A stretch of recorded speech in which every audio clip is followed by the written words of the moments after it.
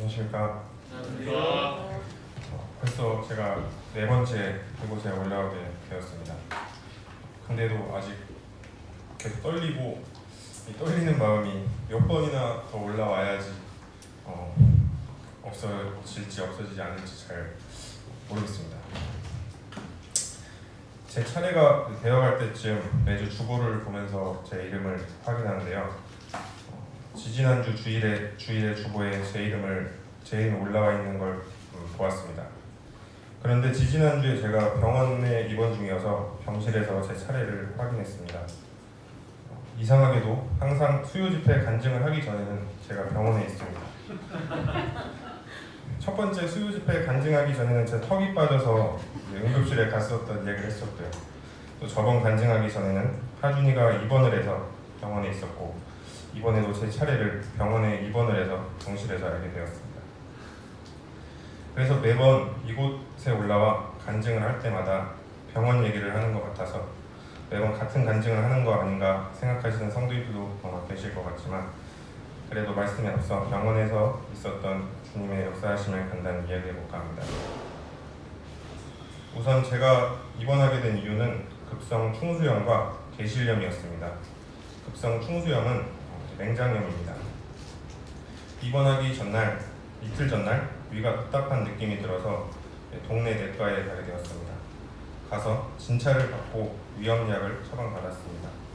그리고 약을 먹고 했는데도 다음날 증상이 더욱 심해지고 통증이 배 쪽으로 내려왔습니다.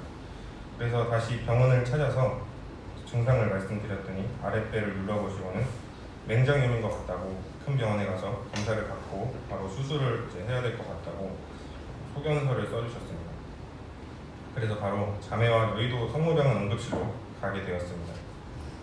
가서 여러 가지 검사를 하고 병원 침대에 누워 있는데 의사 선생님께서 오셔서 맹장 수술 동의서를 확인하고 사인을 하라고 해서 사인을 하려고 하는 찰나 선생님께서 다른 의사 선생님 전화를 받더니 일단 계실에도 염증이 있고 충수에도 염증이 있는 것 같은데 일단은 입원을 하면서 약물 치료를 해보자고 연락이 왔다고, 수술은 일단 안 하게 되었다고 말씀하셨습니다. 그러고 이제 입원을 하기 위해서 코로나 검사까지 하고 입원 준비를 하게 되었습니다. 그런데 대기를 하고 있는데 자매가 전화 한 통을 받더니 표정이 안 좋아졌습니다. 왜 무슨 전화인데 그래? 라고 물어보았고, 자매는 산부인과에서 기형아 검사한 거 전화가 왔는데 고위험군이라고 양수 검사를 해야 된대 라고 말을 하면서 울기 시작했습니다. 저는 그때 숨이 턱 막혀서 아무 말도 할 수가 없었습니다. 배에 바늘을 찔러 양수를 뽑아내야 하기 때문에 잘못하다 태아를 찌를 수도 있는 검사조차 위험한 검사였습니다. 그때부터 이제 제 몸 상태는 중요한 게 아니었고 자매와 함께 뱃속의 아이를 위해 기도하기 시작했습니다. 기도를 하고 이제 말씀을 받았습니다. 평소에도 제가 좋아하는 말씀 중에 하나인데요. 이사야서 41장 10절 말씀입니다.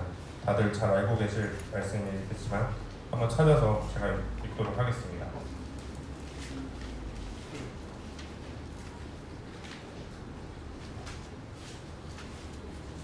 찾으신 줄 알고 제가 읽도록 하겠습니다. 두려워 말라, 내가 너와 함께 함이니라. 놀라지 말라, 나는 내 하나님이 됨이니라. 내가 너를 굳세게 하리라. 참으로 너를 도와주리라. 참으로 나의 의로운 오른손으로 너를 붙들리라. 이 말씀이 저의 마음속에 들어오니 거짓말같이 두려움이 없어졌습니다. 그리고 형이 이 일 때문인 건지 제가 수술을 해야 돼서 보낸 건지 카톡으로 말씀을 보내줬는데 그 말씀도 이 말씀이었습니다. 병원이라서 성경책은 없었고 자매와 함께 핸드폰으로 이 말씀을 찾아서 같이 보았습니다. 그리고 자매와 저는 평안함을 느꼈고 주님이 우리와 함께 하시고 계신다는 것을 느낄 수 있었습니다. 그리고 저는 입원을 하게 되었고 자매는 다음날 산부인과에 가서 양수를 뽑고 정밀 검사를 하게 되었습니다. 검사 후 일주일 지난 뒤에 검사 결과를 받았는데 다행히 이상 없음을 통보받았습니다. 이 일이 있은 후 느낀 점은 주님께서 우리에게 견딜 수 있는 고통만을 주시고 주님은 항상 한시도 우리를 잊지 않는다는 사실을 다시 한번 느끼며 감사가 되었습니다. 그리고 저번 간증 때 제가 이곳에 올라와서 전했던 말씀 혹시 기억하시나요? 하나님께서 아브라함에게 이삭을 번제로 드리라 하셨던, 하나님이 아브라함을 시험하셨던 말씀을 이곳에 올라와서 했었는데요. 하나님이 하시는 테스트의 시험과 마귀가 믿음을 갖지 못하게 하는 템페이션 시험에 대해 이야기했었습니다. 하나님이 하시는 시험은 나의 믿음이 얼마나 견고한지, 하나님이 나에게 더 큰 축복을 주시기 위해 고난을 통해 저의 믿음을 테스트하신다라는 것을 이야기했었습니다. 저번 간증하기 이틀 전에 하준이가 입원하고, 간증 하루 전날은 또 하준이가 대장내시경을 하고 정신이 없어서 간증을 못한다고 할까 하다가 병원 주차장에서 밤을 새며 간증문을 쓰고 단에 올라와서 간증을 했었습니다.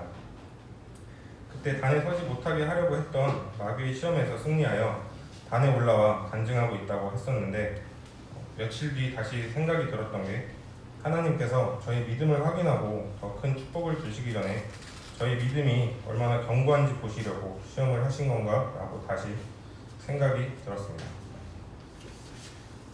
이유는 간증하고 3일 뒤 자매의 뱃속에 하준이 동생이 생겼다는 사실을 알게 되었습니다. 많은 분들이 둘째는 생각 없냐고 많이 물어보셨었는데, 계획하며 기도하고 있었는데 아마 하나님께서 저의 믿음을 보시고 주시려고 하지 않으셨나 생각하게 되며 감사가 되었습니다. 제가 간증할 때 여호와 이레, 하나님이 준비하셨다는 이름을 가진 하준이를 통해 다시 한번 말씀을 묵상하게 하시고 저희 가정에게 주시는 말씀이 무엇인가 생각해보는 시간이 되었다고 말씀드렸었는데, 자매가 우리 둘째 태명은 뭘로 할까 했을 때 여호와 이레가 바로 생각이 났습니다. 하나님이 준비하셨던 태명은 이레라고 하자라고 하니 자매도 좋다고 해서 둘째의 태명은 이레입니다. 그래서 사실 이번에 기형아 검사가 고위험군이라고 정밀 검사를 받아야 한다고 했을 때도 처음에는 두려웠지만 하나님이 축복하시고 준비하신 아이라는 생각에 그럴 일 없을 거라는 생각이 들었습니다. 혹여나 그렇다 하더라도 하나님께서 저희 가정을 좋은 길로 인도하실 거라는 믿음이 있었기 때문에 처음에는 자매가 울었지만 양수검사하고 결과를 기다리는 일주일의 시간 동안 아무 일 없다는 듯이 기도하고 웃으며 잘 지냈던 것 같습니다. 아직 너무나도 부족하지만 저희 가정이 믿음의 한층 성장하고 있다는 생각이 들었습니다. 그리고 말씀드렸다시피 아이도 아주 정상적으로 잘 크고 있다고 합니다. 병원에서 초음파 검사를 하면서 잘 크고 있는지 아들인지 딸인지 보는데 의사 선생님이 가운데 뭐가 보이네요 라고 하는 겁니다. 아들이라는 뜻이죠. 저랑 자매는 그렇게 간절히 딸을 원한 건 아니었는데 주변에서 자꾸 딸이 있어야 된다고 부담 아닌 부담을 주셔서 자매는 조금 실망을 했습니다. 의사 선생님도 둘째도 아들이네요 하시니까 승현 자매가 가장 먼저 한 말이 무엇인지 아십니까? 김기훈 형제님한테 뭐라 그러지? 였습니다. 아마 의사 선생님이 좀 이상하게 생각했을 것 같아요.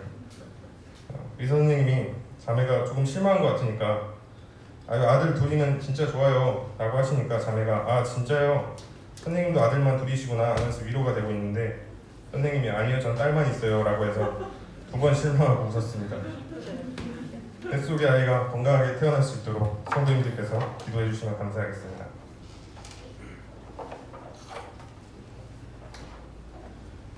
다음은 성도님들과 함께 창세기 8장 말씀을 나누길 원합니다. 제가 창세기 8장을 준비한 이유는 저희 성경 기초반, 이제 성경 심화반이죠. 교재했던 내용인데요. 처음 이제 토론 방식으로 교재를 시작하면서 준비를 했었는데 성도님들은 다들 잘 아시겠지만 저는 처음 준비하면서 몰랐던 사실들을 알아가면서 흥미롭고 그래서 한번 같이 나누고자 합니다. 먼저 말씀을 찾아서 제가 읽도록 하겠습니다. 창세기 8장 1절부터 12절까지 읽도록 하겠습니다.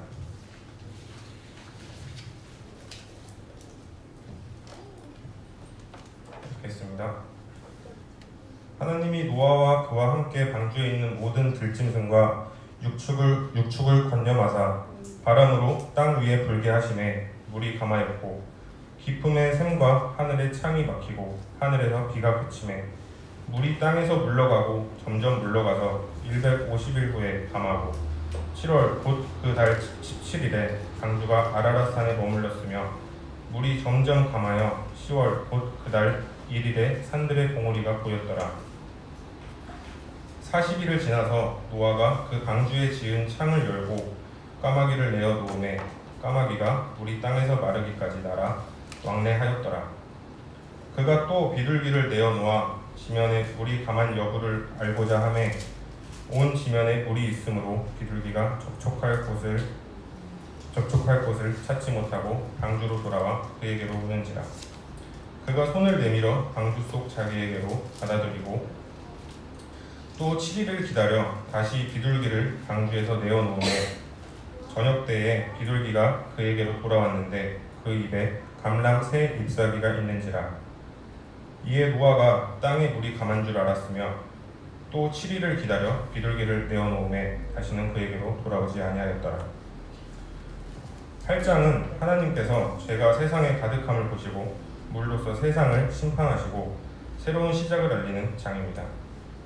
1절을 다시 보시면 하나님이 노아와 그와 함께 방주에 있는 모든 들짐승과 가축을 건념하사라고 말씀하십니다. 하나님께서 노아와 가족들만 건념하신 게 아니라 모든 들짐승과 가축까지 건념하셨는데 여기서 건념하다는 기억하신다라는 뜻입니다. 잊어버리고 있다가 갑자기 기억을 하신 게 아니고 노아의 방주를 항상 기억하고 계셨고 보호하고 계셨다라고 볼 수 있습니다. 그리고 이제 깊음의 샘과 하늘이 닫히고 비가 그치게 되었습니다. 그리고 방주가 아라랏산에 머물게 됩니다. 방주는 마음대로 방향을 정하고 목적지를 정하여 움직일 수 있는 그러한 장치가 없는 배였습니다. 바람이 부는 곳으로 움직이고 파도가 치면 치는 대로 떠다니다가 아라랏산에 걸려 멈추게 됩니다. 이 방주를 보면서 저 또한 주님의 자녀로서의 삶도 방주 같아야 하지 않나 생각을 해봅니다. 방주와 같이 내 삶의 방향과 목적지를 내가 정할 수 있는 것이 아니고 주님께서 인도하시는 길을 따라 순종한다면 주님께서 좋은 길로 인도해 주실 거라는 믿음으로 살아가길 기도해야겠다 생각하게 되었습니다. 계속해서 5절에 보시면 이제 점점 물이 줄어들어서 산들의 봉우리가 보이기 시작했습니다. 6절부터 9절까지 다시 제가 한번 다시 읽도록 하겠습니다. 40일을 지나서 노아가 그 방주에 지은 창을 열고 까마귀를 내어 놓음에 까마귀가 물이 땅에서 마르기까지 날아 왕래하였더라. 그가 또 비둘기를 내어 놓아 지면에 물이 감한 여부를 알고자 하매 온 지면에 물이 있으므로 비둘기가 접촉할 곳을 찾지 못하고 방주로 돌아와 그에게로 오는지라. 그가 손을 내밀어 방주 속 자기에게로 받아들이고 노아가 물이 얼마나 줄어들었는지 땅의 상태를 알기 위해 창문을 열어 까마귀를 날려보내게 됩니다. 그러나 까마귀는 자신이 왜 방주에서 날려보내졌는지 잊어버리고 돌아오지 않았습니다. 그리고 까마귀는 하나님이 자신을 홍수로 세상을 심판하시는 가운데서 자신을 왜 구원하셨는지 잊어버린 것입니다. 그래서 8절을 보시면 그가 또 비둘기를 내놓아 지면에서 물이 줄어들었는지 알고자 하매 까마귀는 돌아오지 않았기 때문에 땅의 상태를 알 수 없었습니다. 그래서 이번에는 비둘기를 날려보내게 됩니다. 비둘기는 까마귀와 다르게 9절을 보시면 온 지면에 물이 있으므로 비둘기가 발 붙일 곳을 찾지 못하고 방주로 돌아와 그에게로 오는지라. 그가 손을 내밀어 방주한 자기에게로 받아들이고 비둘기는 온 지면에 물이 있었기 때문에 발 붙일 곳을 찾지 못해 다시 돌아오게 됩니다. 그러면 일주일 전에 먼저 나갔던 까마귀는 어디에 있었을까 생각해 보게 됩니다. 아마 까마귀는 물에 떠다니는 썩은 시체 위에 앉아 썩은 고기를 먹으며 세상의 즐거움에 취해 자신을 살려주고 구원해 주었던 방주의 고마움을 잊고 살았을 것이라고 생각해 볼 수 있습니다. 반면에 비둘기는 썩은 고기를 먹고 사는 새가 아니기 때문에 그곳에서 안식과 평안을 얻지 못하고 자신에게 안식을 주었던 방주로 돌아오게 됩니다. 여기서 볼 때 방주는 교회를 상징하고 주님을 상징한다는 것을 알 수 있었습니다. 계속해서 10절부터 읽도록 하겠습니다. 또 7일을 기다려 다시 비둘기를 방주에서 내어 놓음에 저녁 때에 비둘기가 그에게로 돌아왔는데 그 입에 감람새 잎사귀가 있는지라. 이에 노아가 땅에 물이 감한 줄 알았으며 또 7일을 기다려 비둘기를 내어 놓음에 다시는 그에게 돌아오지 아니하였더라. 당시 노아는 7일 후에 물이 얼마나 줄어들었는지 알기 위해 비둘기를 방주에서 날려보냈습니다. 그리고 저녁 때에 비둘기가 노아에게로 다시 돌아왔는데 감람나무 새 잎사귀를 물고 돌아오게 됩니다. 노아는 새 잎사귀를 보고 땅에 물이 많이 줄었다는 사실을 알 수 있었습니다. 그리고 또 7일 후에 비둘기를 다시 날려보내고 비둘기는 다시 돌아오지 않았습니다. 비둘기는 감람나무에 새 잎사귀를 물고 옴으로써 땅이 마르고 새 생명이 자라나면서 죽음의 세상에 새로운 희망과 역사가 시작되고 있음을 보여주고 있다는 것을 알게 되었습니다. 노아는 새 잎사귀를 보면서 하나님께서 노아에게 하신 언약의 기쁨과 희망이 되었을 거라 생각됩니다. 그리고 새 잎사귀는 세상의 희망과 빛으로 오신 예수 그리스도를 상징하고 있다고 생각하게 되었습니다. 까마귀와 비둘기의 대조적인 모습을 통하여 까마귀 같은 성도와 비둘기 같은 성도는 각각 어떠한 성도의 삶을 사는 것인지 돌아보게 되었습니다. 까마귀와 비둘기는 둘 다 하나님의 은혜로 홍수의 심판으로부터 구원받았지만 까마귀와 같은 성도는 세상의 썩은 고기를 먹으며 하나님의 은혜를 망각하고 육신적인 삶을 사는 성도와 같습니다. 비둘기와 같은 성도는 순결한 성도입니다. 마태복음 10장 16절 한번 찾아서 제가 읽도록 하겠습니다.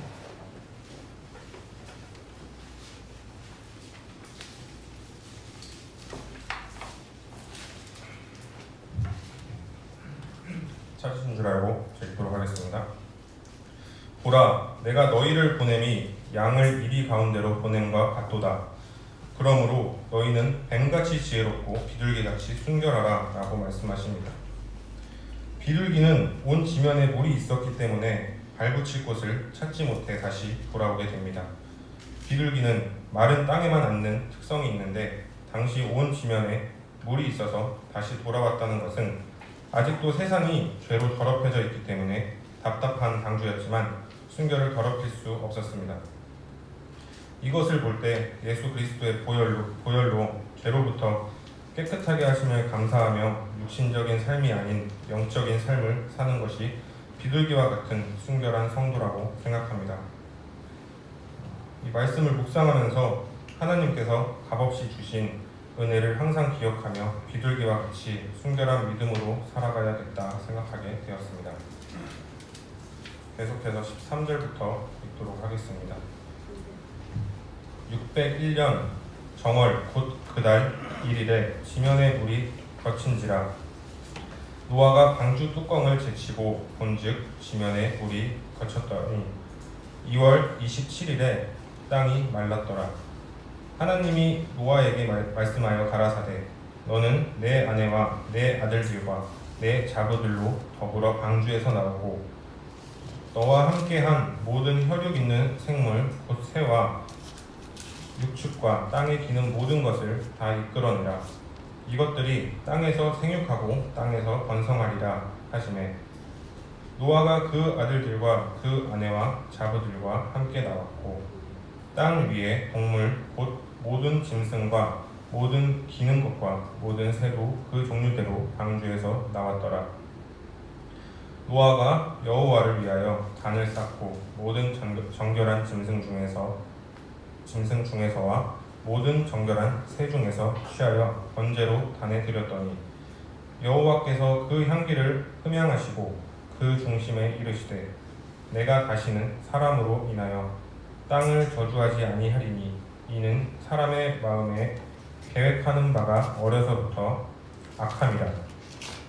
내가 전에 행한 것 같이 모든 생물을 멸하지 아니하리니 땅이 있을 동안에는 심음과 거둠과 추위와 더위와 여름과 겨울과 낮과 밤이 쉬지 아니하리라.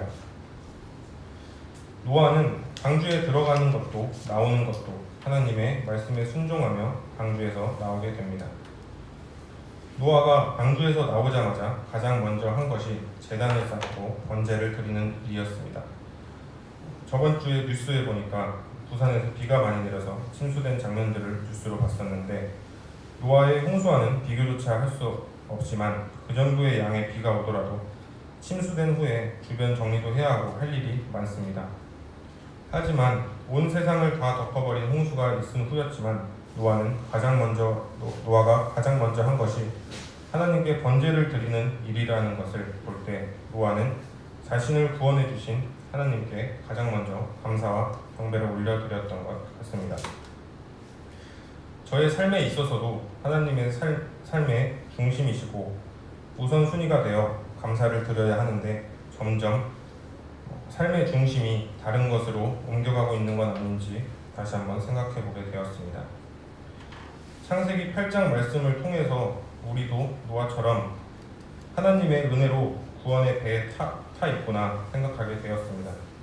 하지만 배 안에는 두 부류의 까마귀와 비둘기가 있었듯이 교회 안에서도 까마귀와 비둘기가 있구나 생각해 보게 되었습니다.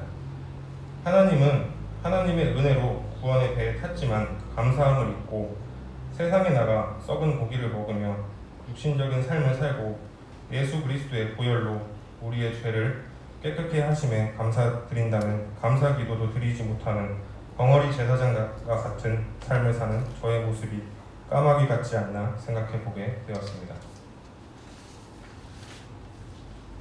그리고 죄로 가득한 땅에 발 붙일 곳이 없어 다시 안식처인 방주로 돌아왔던 비둘기와 같이 순결한 성도가 되길 원합니다. 까마귀는 아무리 씻어내도 흰 비둘기가 될 수 없지만 우리는 예수 그리스도의 보배로운 피로 말미암아 깨끗게 되었고 저를 한순간도 잊지 않으시고 다시 주님의 자녀로 삼아주심에 감사가 되었습니다. 그리고 이 세상 모든 것이 하나님의 은혜가 아니고선 한시도 살 수 없다는 것을 다시 한번 느끼게 되었습니다. 노아가 방주에서 나와 가장 먼저 한 것이 하나님께 단을 쌓고 번제를 드렸듯이 저의 삶의 모든 중심과 우선순위가 나의 주인 되시는 아버지 하나님이 되길 원하며 하나님이 값없이 주신 은혜에 항상 감사함으로 예배드리는 삶 살아가야겠다고 생각했습니다. 이것으로 저의 간증을 마치겠습니다. 성도님들의 귀한 시간 허락해 주셔서 감사합니다.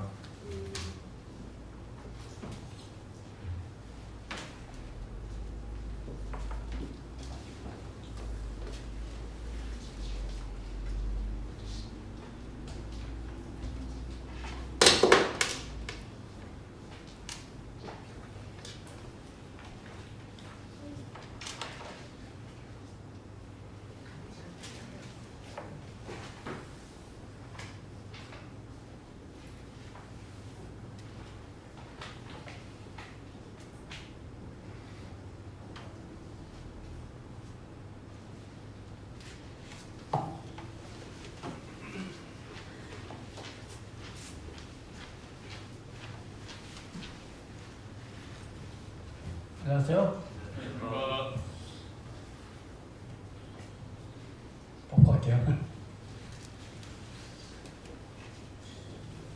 참 세상이 험하고 참 주님 오실 때가 다 됐는데, 전번에도 우리 성경 교재반에서 계시록을 하는데 기본이 그렇더라고요. 이런 때 우리 구원을 한번 확신하자. 좀 기본적인 거죠. 기본적으로 복음에 대해서, 우리 구원에 대해서 결국 생각하는 시간이 되었습니다. 계시록이 좀 어렵잖아요. 어려운 가운데서도 기본은 그렇습니다. 그래서 복음 얘기를 좀 하도록 하겠습니다. 우리가 가진 복음은 사망에서 생명으로 옮겨지는 것에 관한 이야기입니다. 맞죠? 그 인간은 죄를 범했고, 그 죄를 범했다는 것이 뭐냐면, 그 성경의 이야기는 그거잖아요. 가장 기본적인 것은 하나님과 사람, 하나님과 나와의 관계에 관한 이야기입니다. 관계예요. 뭐 하나님 믿고 하는 것도 다 관계잖아요. 근데 죄를 범했다는 것은 하나님과의 관계가 끊겼다. 그러니까 이제 화목하지 못한 상태다. 그러니까 심지어는 원수됐다 그러죠. 관계에 대한 얘기인데 그거를 이제 사망이라 그러죠. 그래서 죄를 범했고 그 죄의 값은 사망이 우리에게 왔다는 것으로부터 시작을 합니다. 그러니까 인간이 태어나서 제일 먼저 알아야 될 거는 자기의 처지를 아는 거죠. 자기 처지를 모르니까 그냥 하는 겁니다. 그래서 그 죄를 용서받는 것도 중요하지만 그것은 살아나기 위한 하나의 과정이고, 진짜 복음의 깊이는 뭐냐면 죄에 대한 용서를 전해주기 이전에 먼저 죽었다는 사실을 먼저 전해주어야 합니다. 우리가 태어날 때부터 죽었어요. 그걸 모르는 거죠. 그래서 내가 사망에 거했다는 것, 내가 죽고 있었다는 이것을 분명하게 알고 있어야 됩니다. 물론 사람들은 죄 가운데 거했다는 것을 조금만 얘기해주면 다 알고 있습니다. 하지만 그것은 내가 죽어 있었다는 것을 근본적으로 아는 것하고는 근본적으로 차이가 있습니다. 그러니까 죄에 대한 얘기를 하면 사람들이 조금 이렇게 수긍을 해요. 그렇지 하면서. 근데 근본적인 죄가 뭐냐? 그거 물론 이제 선악과 얘기도 나오고 이제 얘기가 나오겠죠. 하나님의 관계 얘기도 나오고. 근데 이제 그런 일반적인 상식적인 죄 얘기도 중요하지만 내가 죽어 있었다는 것을 아는 것도 그렇게 시작하는 것하고는 엄청난 차이가 있습니다.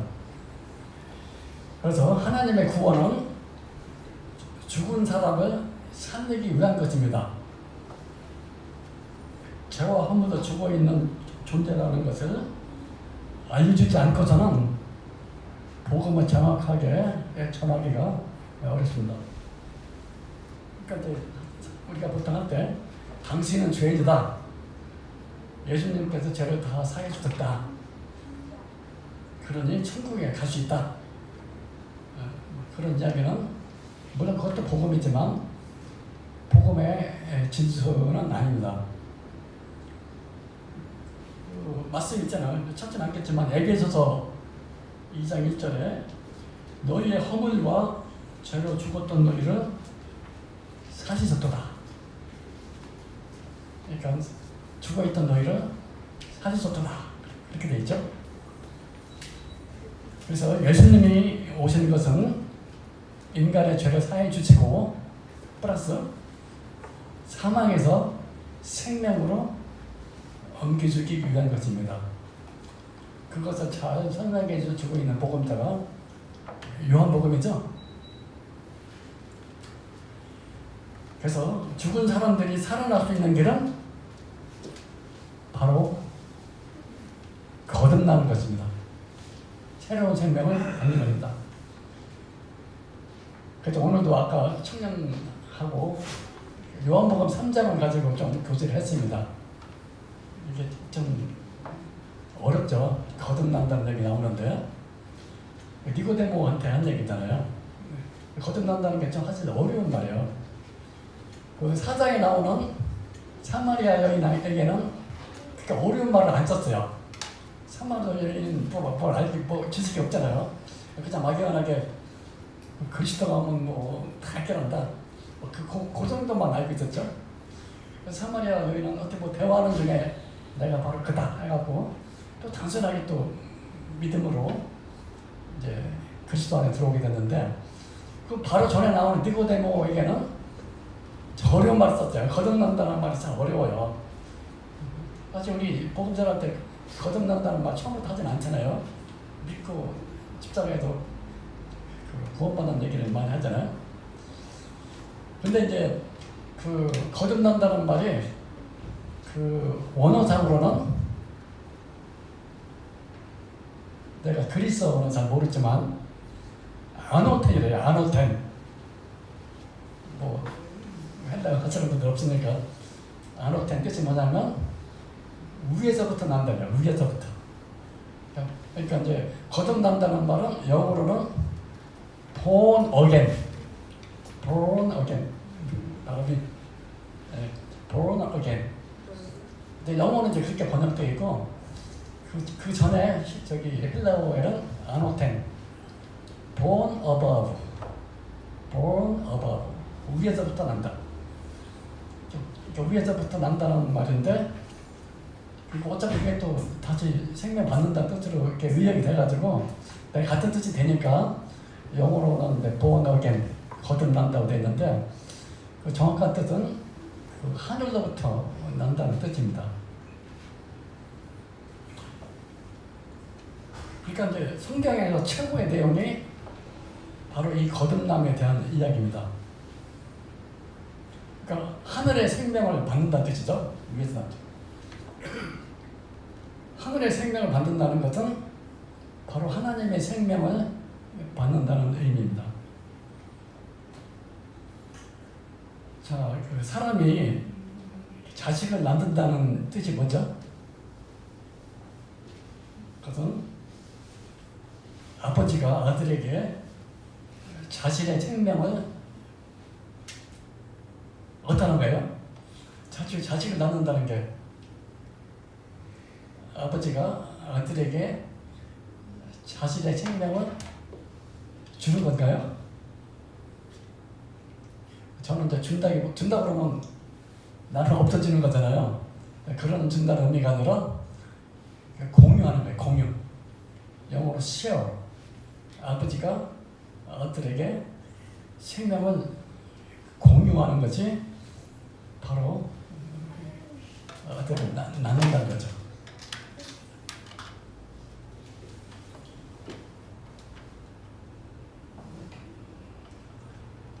바로 이제 거듭난다는 것도 이렇게 이해를 하면 되겠습니다. 그 주님께서 나는 하늘에서 났고 너희들은 땅에서 났다고 그랬죠? 땅에서. 그러면 그 니고데모 얘기에서 저 아까 천진하고 교제할 때 제가 나름대로 퀴즈를 냈어요. 요한복음 3장 그 내용이 좀 길긴 한데 반드시 일어나야 할 일이 두 가지가 있다. 자꾸 영어 써서 죄송합니다. must be done. must. 반드시 must be done. 반드시 해야 될 것이 두 가지가 있다. find. 찾아봐라. 찾았어요. 맛있다는 말이 딱 두 군데 나오더라고요. 요한복음 3장에. 첫째는 사람이 거듭나지 않고서는 하나님 나라를 볼 수도 없고 들어갈 수도 없다. 그래서 사람이 반드시 거듭나야 한다. 거기에 한 가지였어요. 반드시 거듭나야 돼. 그러니까 하늘의 생명을 받아야 하늘에 갈 수 있다. 두 번째 반드시 이루어져야 할 일이 뭐냐? 그게 일심이었어요. 근데 찾았어요. must lift it up. 모세가 광야에서 뱀을 든 것처럼 Son of God, 하나님의 아들, 번역은 인자라고 되어 있죠? Son of Man, Son of Man, 사람의 아들이 반드시 must lift, 반드시 들려야 한다. 그러니까 하나는 사람에 대한 얘기고 하나는 사나보면 인자에 대한 얘기입니다. 그러니까 앞에 얘기는 좀 어려웠어요. 니고데모 심지어는 물과 성령을 거듭난다 그러니까 뭐 물이 또 뭐냐 막 사람들이 생각하잖아요. 거기다 뭐 대답도 여러 가지예요. 물이 뭐냐. 근데 그런 게 핵심이 중요한 것이 아니고 제가 말씀드린 두 번째 사랑의 아들이 반드시 들려야 된다. 그러면서 결론이 나오는 거지. 3장 우리가 잘 아는 3장 16절 하나님이 세상을 이처럼 사랑하다. 그게 결론이 나오는 거죠. 그러니까 앞에서 말한 두 가지가 반드시 이루어져야 하는 거는 그 핵심이 무엇이냐? 하나님이 세상을 이처럼 사랑하사 독생자는 이때 독생자는 하나님의 아들이죠. 하나님의 아들이 주셨으서 받을 때는 우리가 사람의 아들을 받았죠. 그랬더니 이는 멸망치 않고 그것도 두 가지예요. 멸망치 않는다는 것은 죄에서 재산을 받는 거죠. 심판에서 면하는 거고 영생을 얻는다. 영생 얻는다는 게 뭐죠? 아까 얘기한 아노텐 하나님의 생명을 받는 것이다 되어 있습니다. 그러니까 거듭났다는 것은 죄를 씻었다는 의미도 포함되지만 그보다 더 큰 의미는 죽었던 사람이 살아났다는 것입니다. 그러니까 죽었던 사람이 새 생명으로 새로운 피조물로 다시 태어났다는 것입니다. 자, 그 독생자 안에 아버지와 아들이 생명이 하나로 연합되어 있잖아요. 독생자 안에 제가 전에도 한번 말씀드렸는데 다시 한번 말씀드리면 그 유대인들에게 하나님이 어디 계시나 그러면 그들은 100명 중에 100명이 다 대답을 해요. 이방인한테 물어보면 어떻게 대답하면 첫 번째 이방인에게 하나님 어디 계시나 물어보면 하나님, 유대인에게 하나님 어디 계시나 물어보면 성전, 뭐 어디 있는지 모르지만 성전을 향해서 정확하게 가르쳐요. 바빌론을 붙잡혀가서도 성전을 항상 향해서 하나님 거기 계시니까. 근데 신약의 그리스도인에게 하나님 어디 계시나 그러면 하나님의 아들 안에 하나님 계시다 그래요. 그것이 이제 그 서신서에서 하나님의 비밀인 그리스도를 한당하면서 내가 그리스도 안에 있는 것이 이제 그 비밀이다 그러면서 더 큰 비밀은 내 안에 계신 그리스도라고 했어요. 말이 좀 헷갈리죠. 내가 그리스도 안에 있는 것도 되지만 그리스도가 내 안에 있는 것이 더 큰 비밀이라고 했죠. 그러니까 이제 시작에는 하나님 어디 계시나 그러면 그리스도 안에 계시다 그러고 그리스도는 어디 있다 그러면 내 안에 참 말이 어렵죠. 그게 연합되어 있다는 뜻이에요. 그래서 좀 심오하게 말씀드리면 거듭났다는 거는 그리스도와 연합되어 있다는 뜻도 됩니다. 그럼 나중에 이제 이렇게 풀어가면 되는데 그래서 이제 왜 그리스도의 그 안에 생명이 있냐면은 그리스도 안에 하나님 계시기 때문에 그렇죠. 그래서 그리스도를 내가 소유하면 그리스도 안에 아버지 아들이 하나님 연합되어 있으니까 하나님을 제가 연합되어 있는 거죠. 그게 바로 거듭난다는 거죠. 아까 제가 말씀드렸죠. 아버지와 아들을 낳는다는 뭐냐? 아버지와 아들이 그 아버지의 생명을 공유하는 거라고 했잖아요. 그리스도를 통해서 하나님의 생명을 우리가 공유. 참 놀랍죠? 하나님의 생명은 하나님은 자신의 모든 것을 주고 싶은 거예요.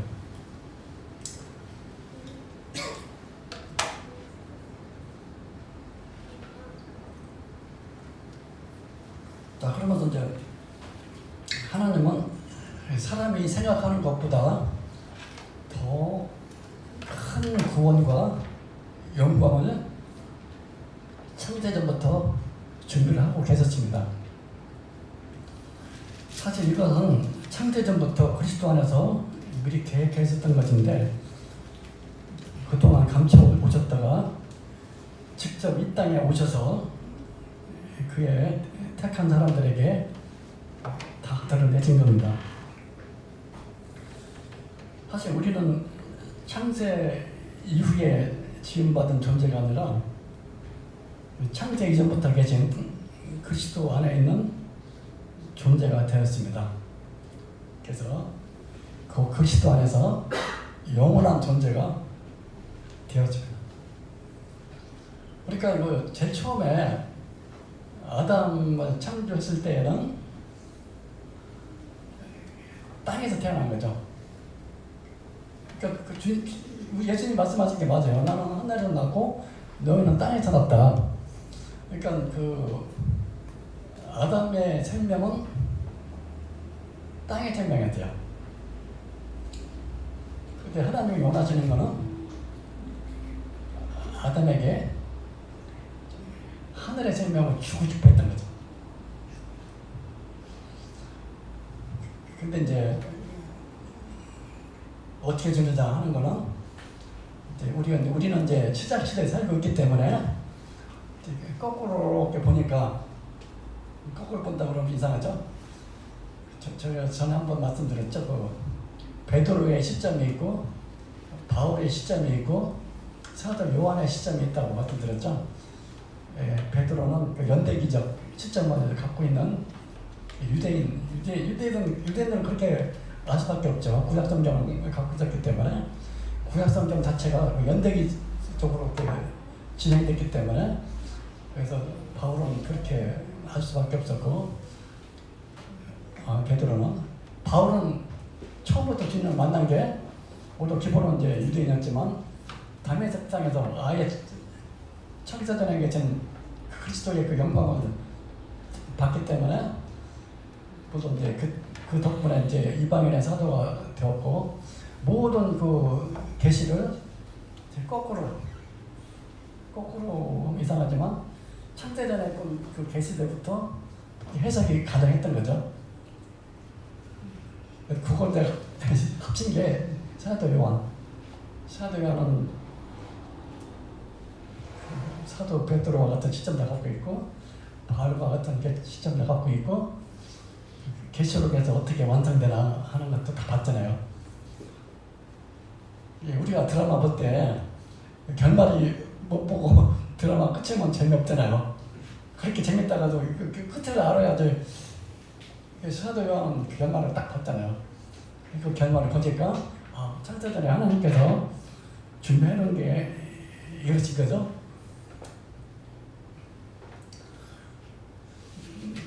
그래서 이제 저 창세기 얘기 좀 했으면 재밌는데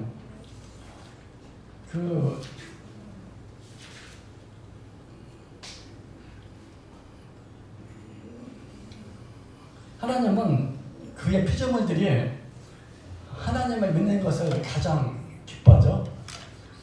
근데 이제 그 사단이 중간에 그걸 어떻게 알았는지 아니면 몰랐는지 모르겠는데 지금은 그 땅에서 난 요 사람 하나님의 모형이죠. 하나님의 형상과 모형 자체는 아니고 모양이었어요. 모형. 비록 모형이었지만 내가 이 모형들 앞에서 내가 고개 숙이고 숭배해야 되느냐는 것에 대한 아마 그런 시기심이 있지 않았을까. 전반적으로 얘기하면 그 사단은 하나님의 계획을 방해하는 자니까 그런 얘기까지 좀 비약을 할 수 없지만 하여튼 그 아담은 처음부터 하나님의 형상은 아니었어요. 모형이었죠. 아담은 오실자의 표상. 근데 하나님의 형상 그 자체는 누구죠?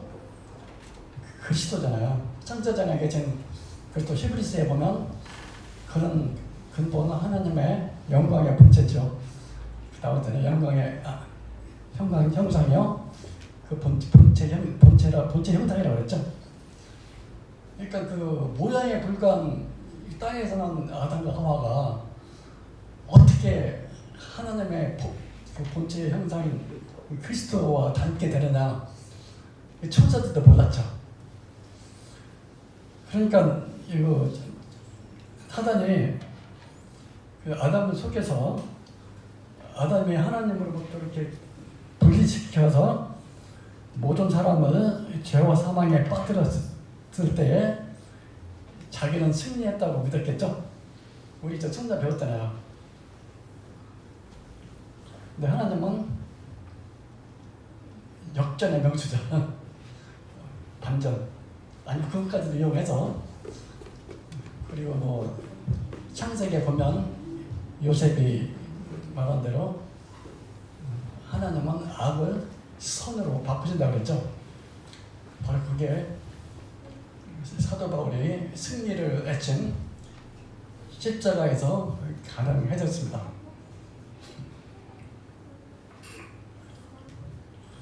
그 십자가가 여러 가지 의미가 있어요. 그것만 연구하는 분이 있더라고요. 십자가에서는 우리의 죄가 이제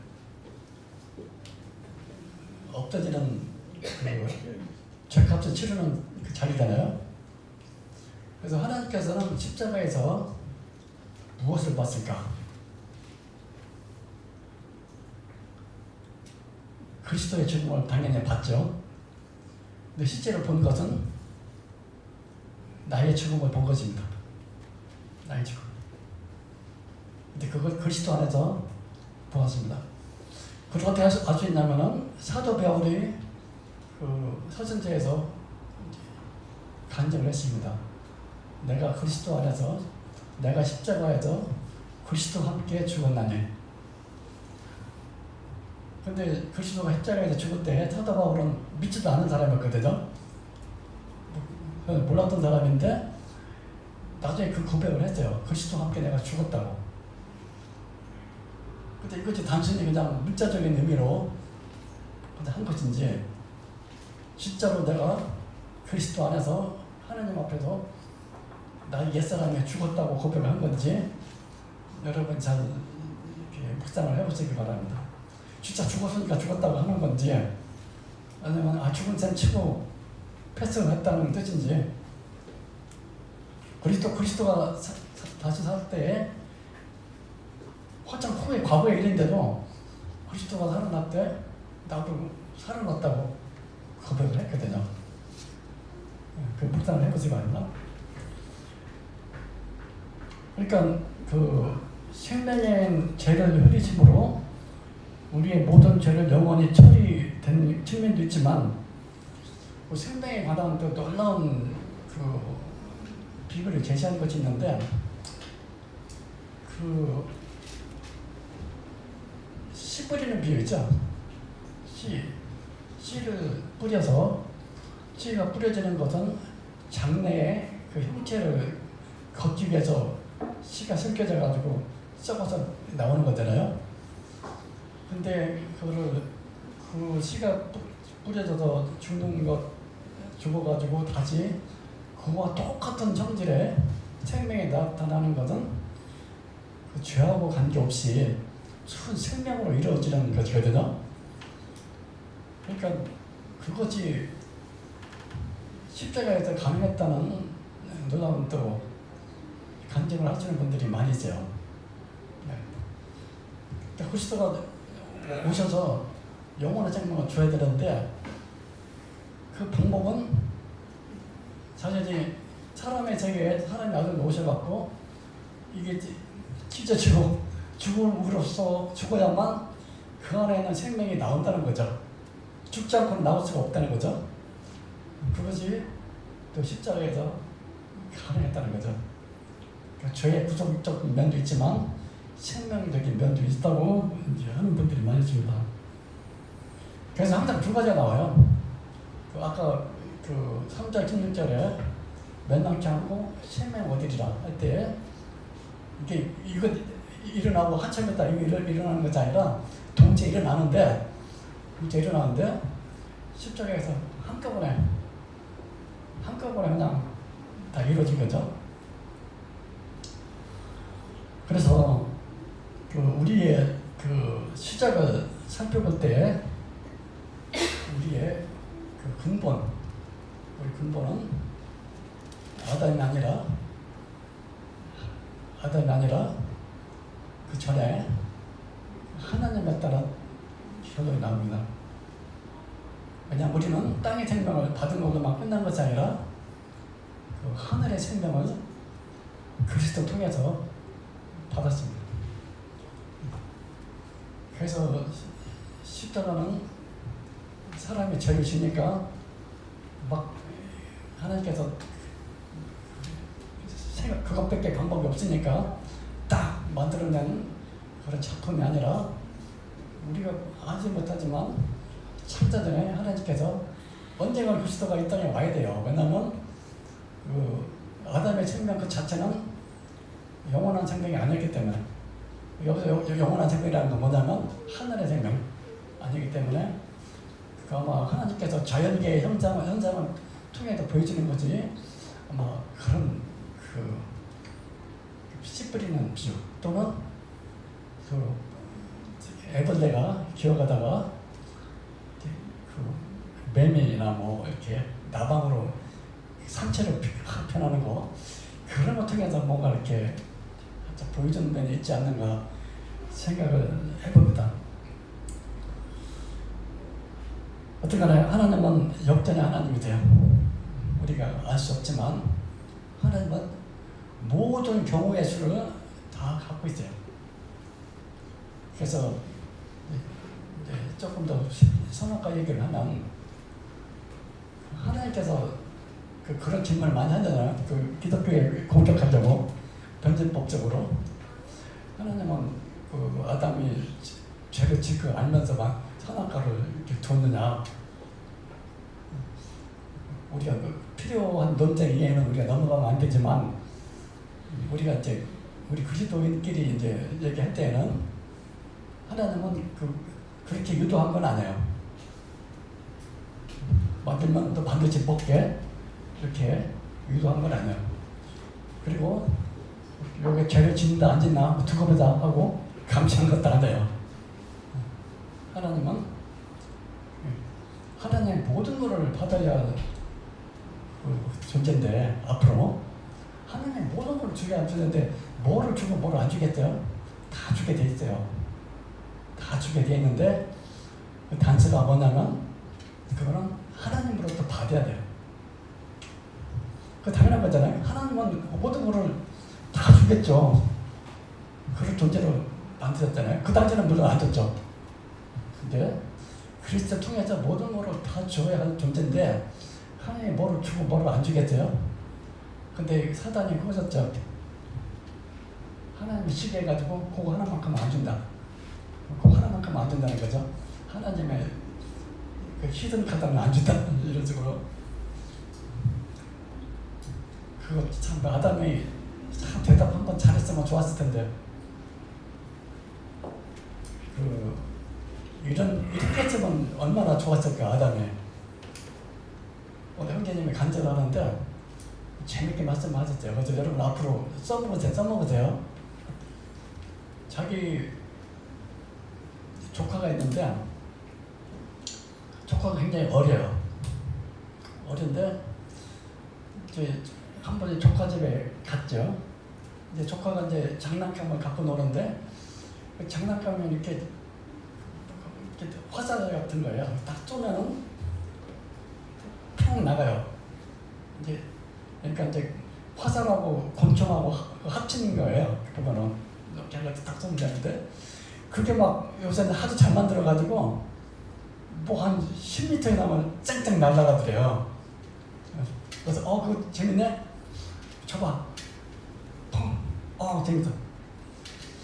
근데 얘가 이제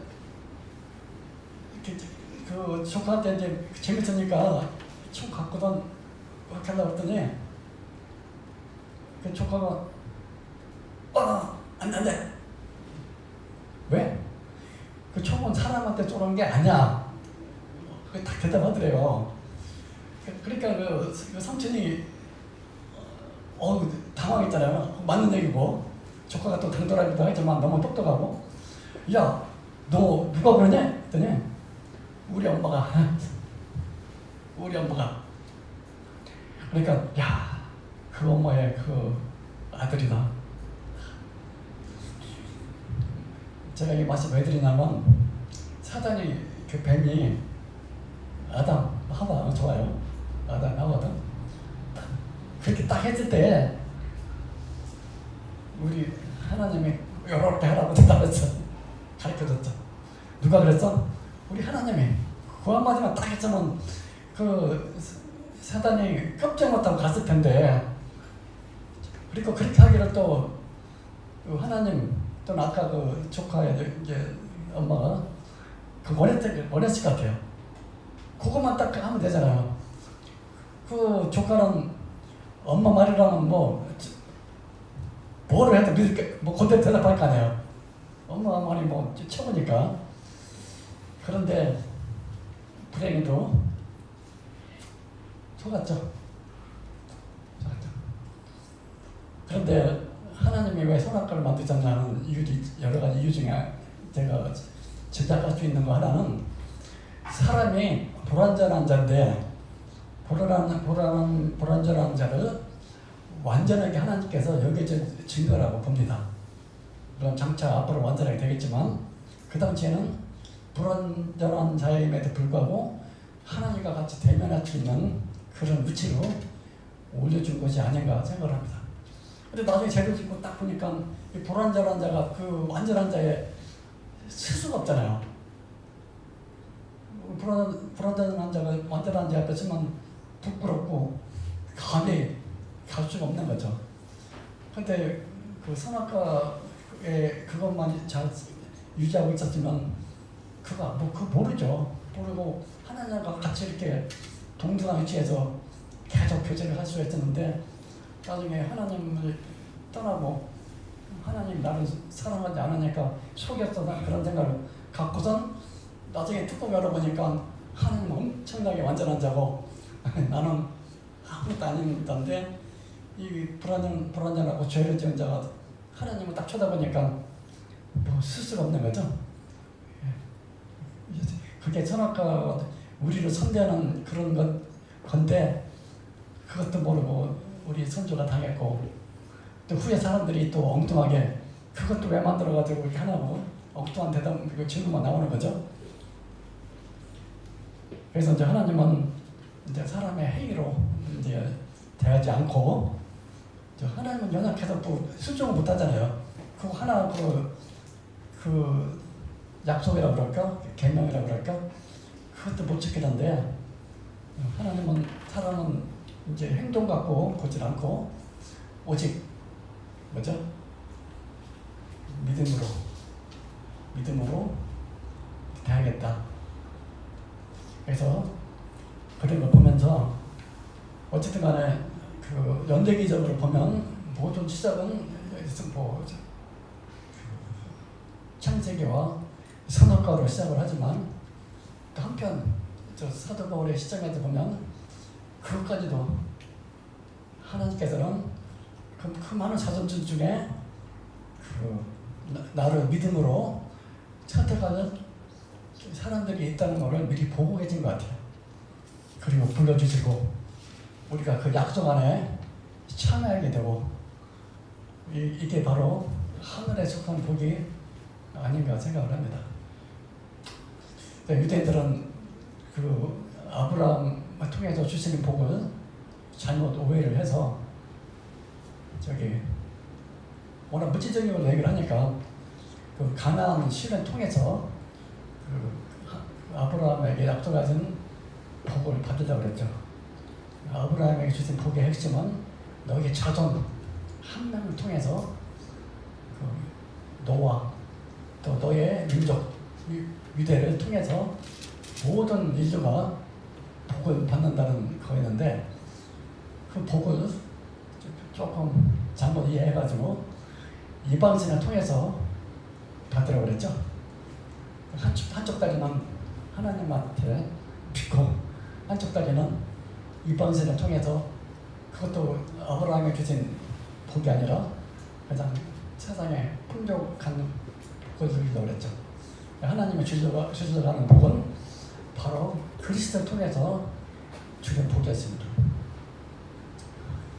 하나님의 주시는 복은 그리스도를 통해서 어떻게 주는 건지를 조금씩 보여줬는데 그 중에 하나가 다윗의 왕위를 통해서 주신다는 거였죠.